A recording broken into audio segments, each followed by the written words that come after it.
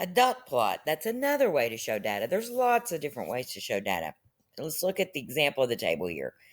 The number of children in each family. So the teacher went around the room and said, how many children in your family?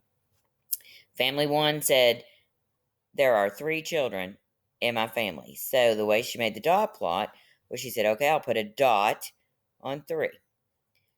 The second family said there are 2 children in my family. So she put a dot on 2. Third family said 2.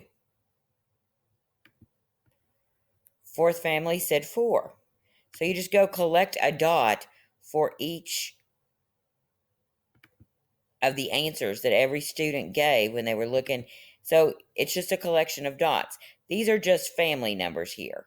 It's just student 1, student 2, student 3. These are your numbers that you're putting on your dot plot. So when you get them all organized, though, it's much easier to read this dot plot than it is to read what's up here, because you can easily see that the most frequent number in the class was 2. The most families had 2 children in them.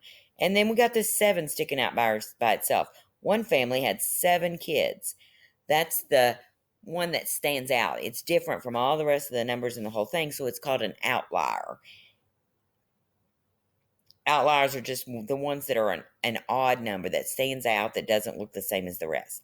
This one shows favorite sports. So same thing, teacher goes around the room. What's your favorite sport?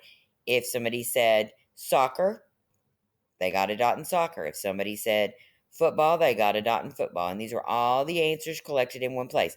So in that classroom, the favorite sport was probably football, because it has the most dots displayed in that line.